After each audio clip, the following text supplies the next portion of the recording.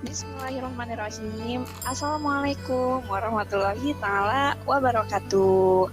Halo Sobat PPG, senyum, salam, sapa, semangat, sukses, dan surga. Yeay! Perkenalkan, kami dari kelompok 1 mahasiswi dan mahasiswa PPG Prajabatan Universitas Muhammadiyah Jakarta tahun 2022, Prodi Matematika.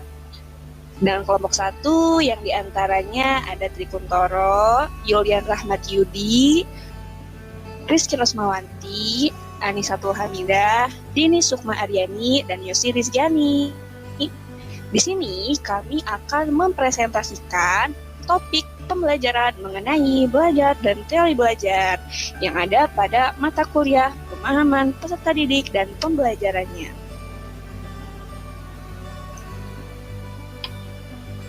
Oke, kita sebelum memulai pelajaran, enaknya kita pemanasan dulu nih.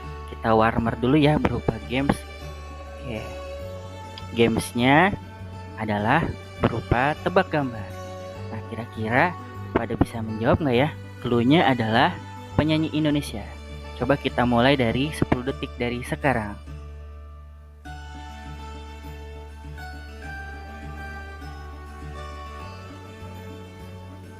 Nah, udah muncul jawabannya. Jawabannya adalah Judika. Nah, kira-kira teman-teman jawabannya benar nggak ya? Atau ada yang masih salah lagi? Nah, oke, kita mulai aja. Langsung ke materi pertama, yaitu tentang belajar. Belajar. Berdasarkan KBBI, menurut KBBI, belajar adalah sebuah usaha manusia untuk memenuhi kebutuhannya mendapatkan ilmu atau kepandaian yang belum dipunyai sebelumnya. Menurut Pritchard, pada tahun 2008, belajar dilakukan untuk mendapatkan pengetahuan atau keterampilan melalui studi, pengajaran, instruksi, atau pengalaman. Menurut Stang, tahun 2012, belajar memiliki pengertian perubahan perilaku yang bertahan lama atau dalam kapasitas untuk berperilaku dengan cara tertentu yang dihasilkan dari latihan atau bentuk lain dari pengalaman. Nah, berdasarkan definisi di atas, belajar merupakan upaya manusia untuk mendapatkan pengetahuan atau keterampilan, sehingga mencapai kapasitas untuk berperilaku dengan cara tertentu melalui studi, pengajaran, instruksi, latihan, atau bentuk pengalaman lainnya. Nah, sekarang kita belajar tentang teori belajar. Nah, pada kesempatan kali ini, kami akan membahas 4 teori belajar. Yang pertama ada behaviorisme, yang kedua sosial kognitif, yang ketiga konstruktivisme, dan yang keempat polya. Nah, untuk yang pertama, behaviorisme.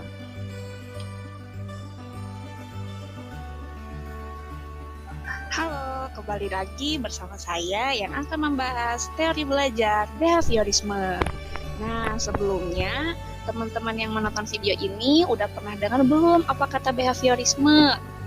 Biasanya udah nggak asing lagi ya, khususnya pada kakak-kakak yang sedang mempelajari atau duduk di bangku perkuliahan mengenai pendidikan.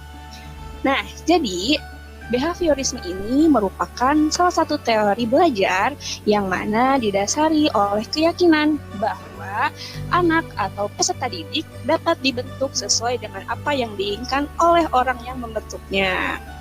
Adapun teori behaviorisme ini dapat dibuktikan atau diaplikasikan melalui 3 percobaan. Yang pertama oleh percobaan Pavlov, yang kedua oleh percobaan Thorndike, dan yang ketiga oleh percobaan Skinner.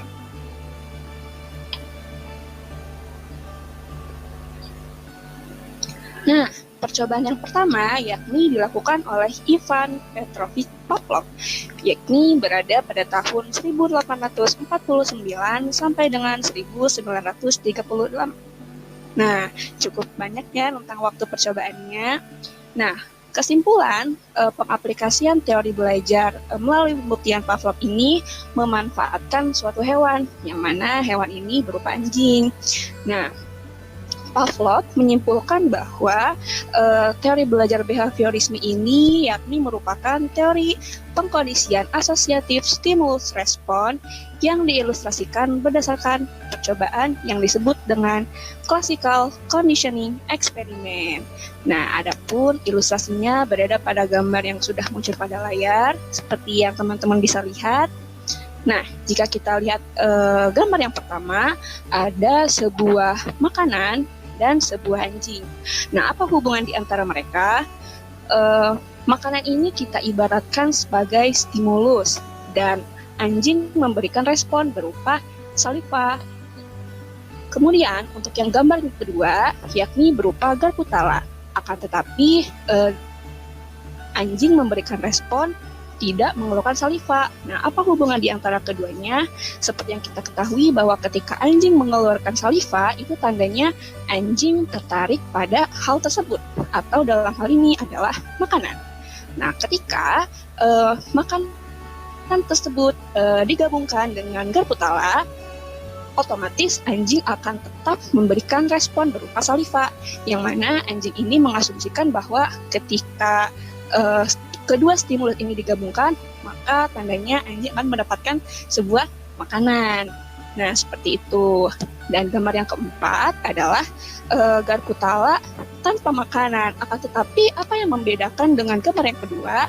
Yang membedakan adalah pengeluarannya saliva dari mulut anjing. Mengapa demikian? Karena dalam hal ini anjing sudah menangkap suatu kondisi di mana ketika kita membawa garpu tala, maka anjing akan mengasumsikan bahwa garpu tala tersebut pasti akan disertai dengan pembawaan makanan juga. Seperti itu. Nah, ini kalau misalkan kita implikasikan dalam pembelajaran, contohnya itu kayak pemberian sebuah hadiah.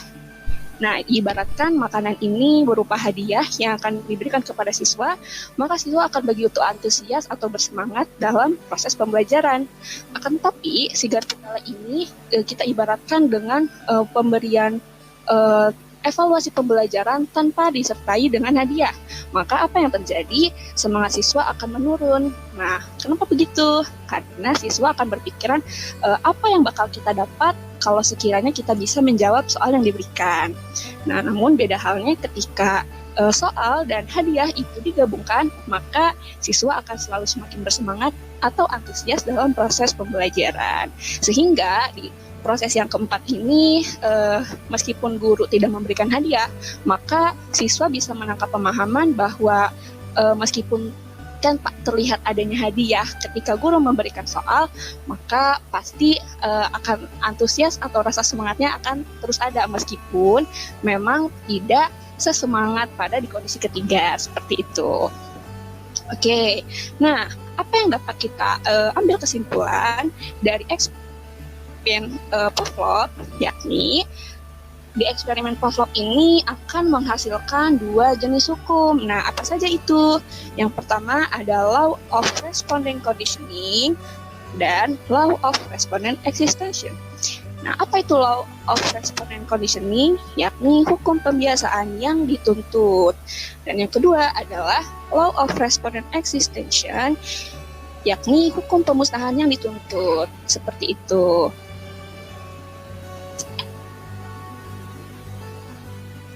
Teori belajar Edward Lee Thorndike. Thorndike melakukan penelitian terhadap beberapa tingkah laku hewan, salah satunya adalah kucing. Menurut Thorndike, dasar dari belajar adalah asosiasi, di mana stimulus akan menimbulkan suatu respon tertentu. Teori ini disebut dengan teori stimulus dan respon. Dalam teori stimulus dan respon dikatakan bahwa dalam proses belajar, seseorang akan belajar dengan cara trial dan error. Trial dan error dimaksud adalah ketika seseorang berada pada situasi yang mengandung masalah, maka orang tersebut itu akan mengeluarkan tingkah laku yang dapat memecahkan masalah tersebut. Selanjutnya, 3 hukum pokok belajar dari Thorndike. Yang pertama, law of readiness. Dalam belajar, individu harus dalam keadaan siap, baik secara fisik maupun mental, untuk menerima dan mempelajari pengetahuan dan perilaku baru agar mencapai keberhasilan. Yang kedua adalah law of exercise. Untuk menghasilkan tindakan yang sesuai, maka seseorang harus mengadakan percobaan dan latihan yang berulang-ulang. Yang ketiga adalah law of effect. Setiap individu memiliki respon sendiri-sendiri dalam menghadapi stimulus dan situasi yang baru. Kemudian ada hukum lain yaitu law of multiple response, law of attitude, law of partial activity, law of response by analog, dan law of associative shifting.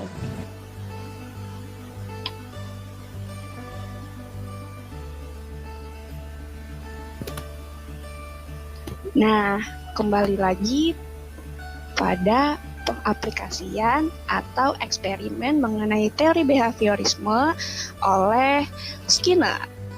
Nah, Skinner mendefinisikan belajar itu merupakan proses perubahan perilaku yang dicapai sebagai hasil belajar melalui proses penguatan perilaku baru yang muncul. Sehingga proses ini bisa disebut juga dengan operant conditioning.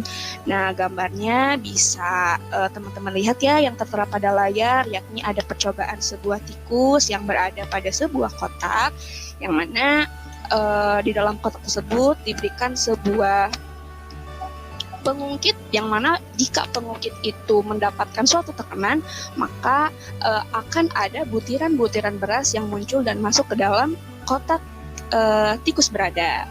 Nah, mula-mula tikus ini mengeksplorasi peti sangkar dengan cara lari atau bergerak. Kemudian juga memanfaatkan indera penciumannya dengan cara mencium benda-benda yang ada di sekitarnya, kemudian mencakar dinding, dan sebagainya.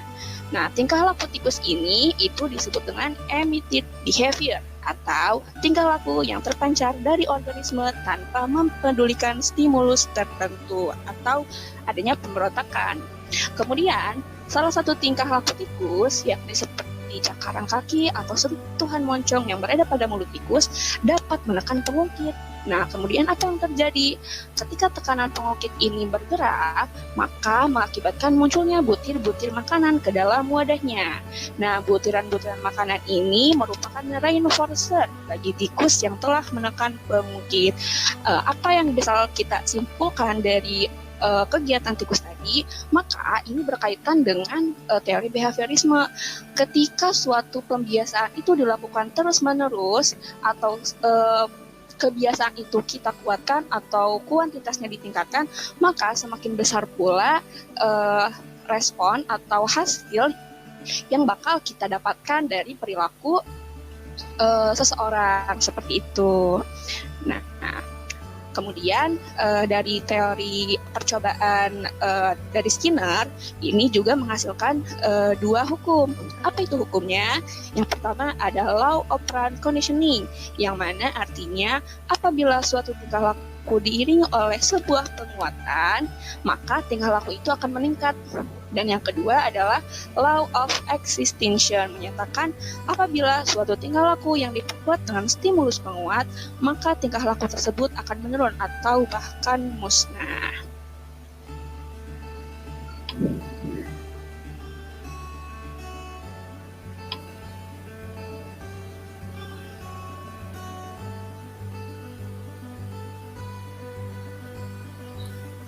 Oke, selanjutnya kita akan membahas teori belajar yang kedua, yaitu adalah sosial kognitif.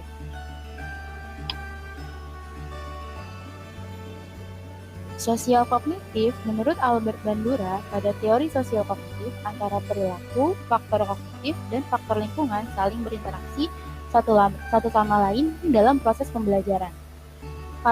Karakteristik khas lainnya dari teori sosial kognitif adalah peran utama yang diberikannya pada fungsi-fungsi pengaturan diri. Orang berperilaku bukan sekadar untuk menyesuaikan diri dengan kecenderungan-kecenderungan orang lain, kebanyakan perilaku mereka dimotivasi dan diatur oleh standar internal dan reaksi-reaksi terhadap tindakan mereka sendiri yang terkait dengan penilaian diri.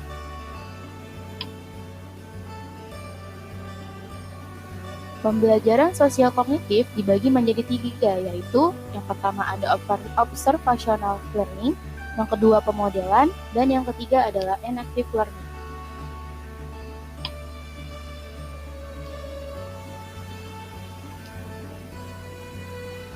Bandura menyatakan bahwa setiap orang dapat belajar perilaku dengan meniru perilaku orang lain yang dijadikan sebagai model hanya dengan melakukan pengamatan.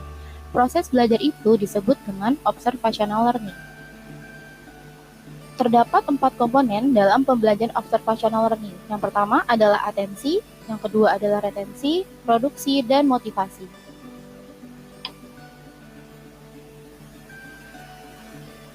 Berikutnya ada pemodelan. Pemodelan melibatkan proses kognitif, jadi tidak hanya meniru tetapi lebih dari sekedar menyesuaikan diri dengan tindakan orang lain. Dan yang ketiga adalah enactive learning. Bandura berpendapat perilaku yang kompleks dapat dipelajari ketika manusia memikirkan dan mengevaluasi konsekuensi-konsekuensi dari perilakunya tersebut.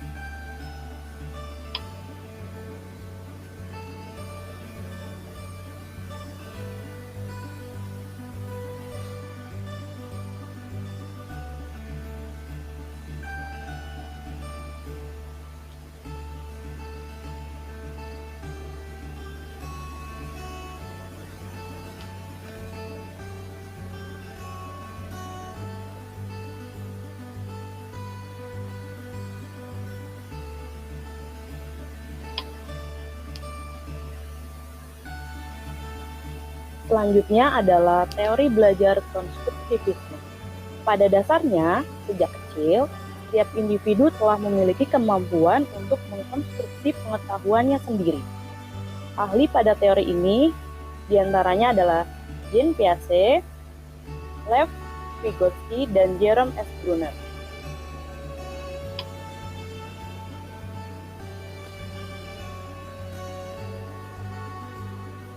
Belajar dalam perspektif konstruktivisme.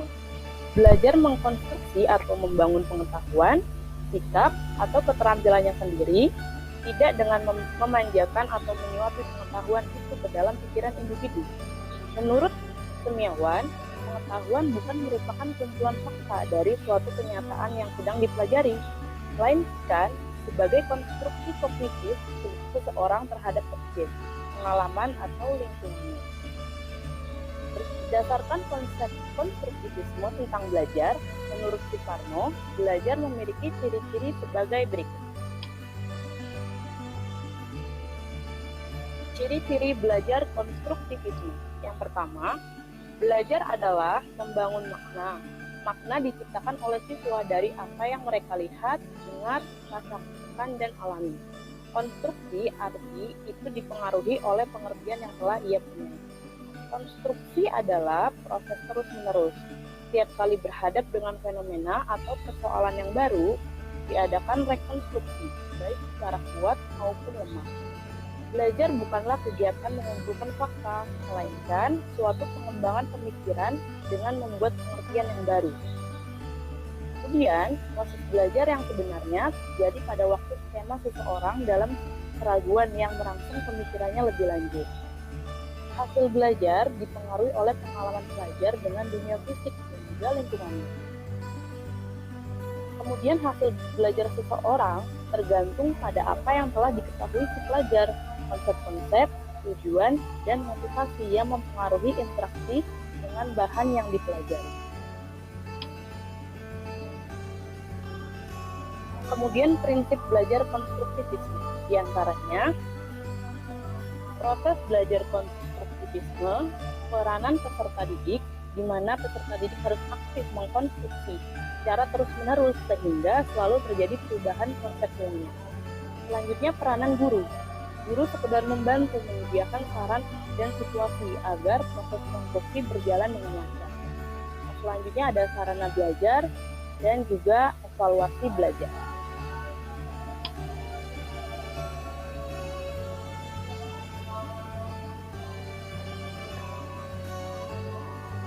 Oke, lalu apa yang terjadi pada peserta didik? Apa yang peserta didik rasakan di saat peserta didik mempelajari konstruktivisme?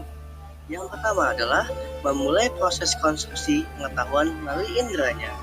Seorang peserta didik berinteraksi dengan objek dan lingkungan dengan melihat, mendengar, menjamah, mencium, dan merasakannya.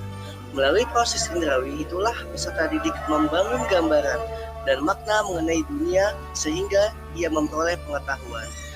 tahap pembentukan pengetahuan lewat indera, kemudian dilanjutkan dengan proses berpikir atau menalar. Peserta didik kemudian mencari sendiri dari yang telah mereka pelajari dengan cara menyelesaikan konsep dan ide-ide baru dengan kerangka berpikir yang telah ada dalam pikiran mereka sebelumnya. Tentunya, praktik konstruktivistik ini terbagi dalam 4 bagian besar.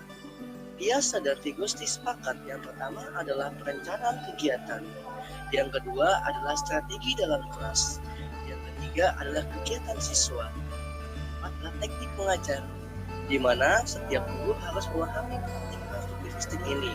Sebagaimana pada kompetensi guru, yaitu kompetensi pedagogis, guru mampu membawa siswanya belajar dalam keadaan ideal di dalam kelas. Yaitu yang pertama, dalam perencanaan kegiatan ada yang dinamakan menggali, menerima, menggalang kepemimpinan, yang dapat diartikan siswa harus secara mandiri menggali informasi yang ada di lingkungan yang dia rasakan atau dia pikirkan.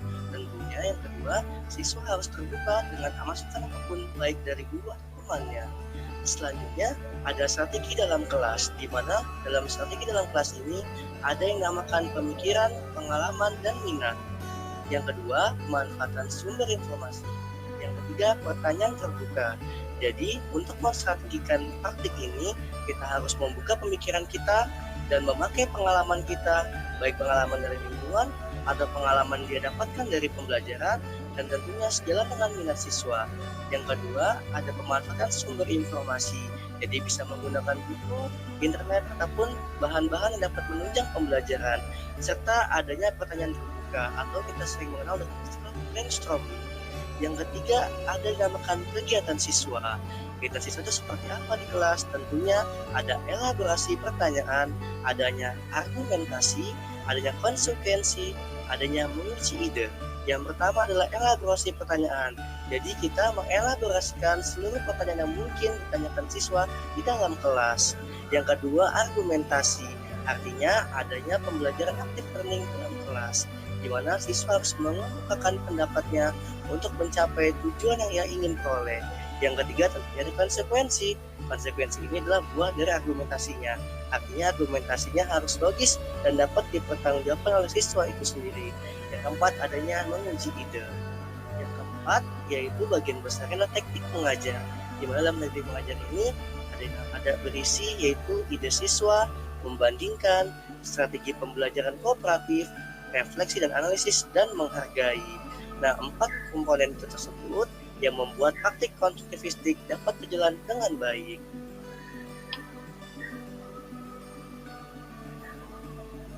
Nah, tentunya pasti ada konsekuensi lain, yaitu kita menggunakan model pembelajaran seperti apa sih?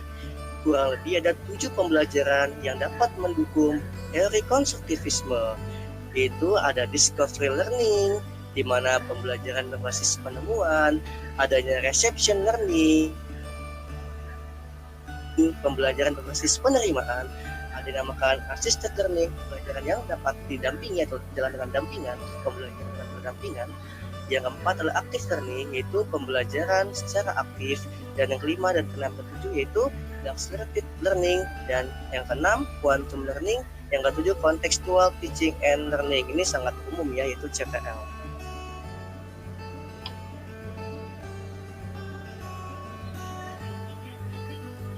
Nah, untuk konstruktivisme ini tentunya apa yang kita bisa raih atau apa yang makna kita bisa ambil dari kelebihan teori konstruktivisme ini.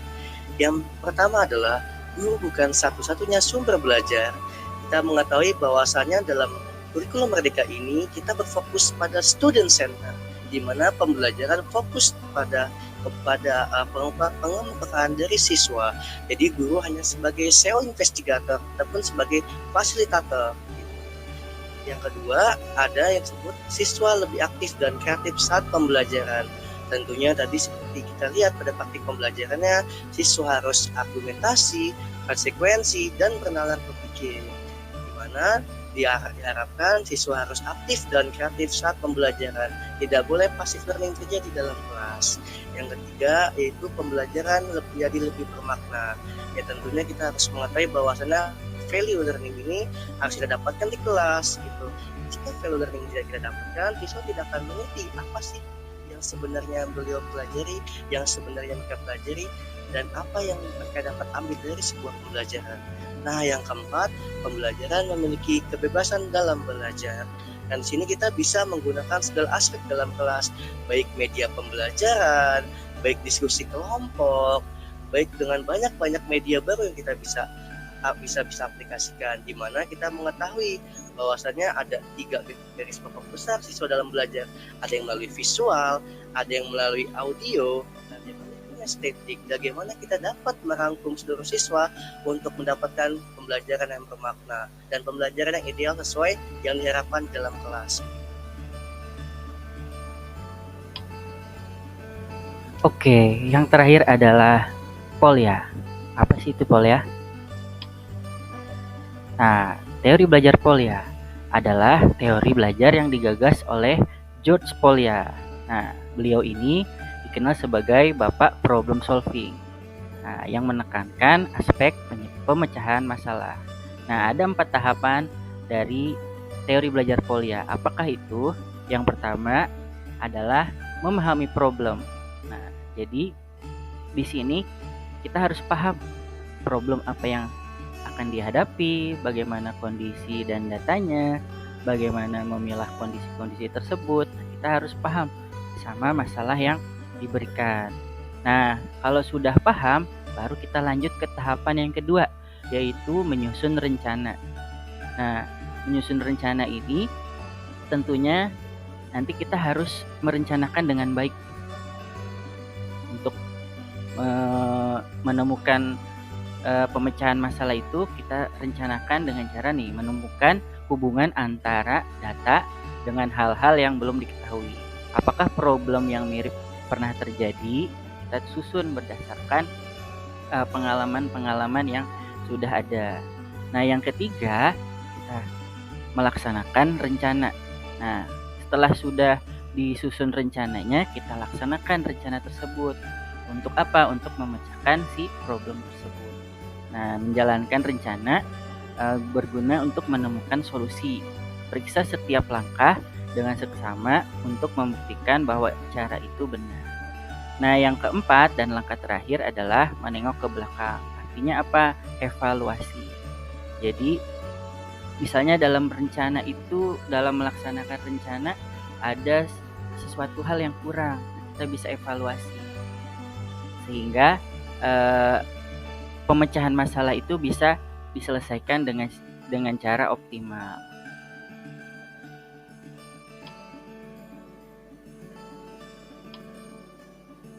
Oke. Dari paparan teori belajar yang kami lakukan, nah di sini ada beberapa referensi yang dijadikan bahan bacaan yang kami baca. Di antaranya seperti berikut ini. Bisa dibaca ya teman-teman ya. Oke. Kemudian kami sangat menyarankan jika ada yang mau komen, tulis di komen di bawah ini ya. Nanti kita bakal upload di YouTube, kalian bisa komen tuh di YouTube atau mau kasih masukan yang lain. Oke, terakhir tentang kesimpulan apa aja sih yang kita paparkan tadi. Nah, ada 2 nih. Yang pertama adalah belajar.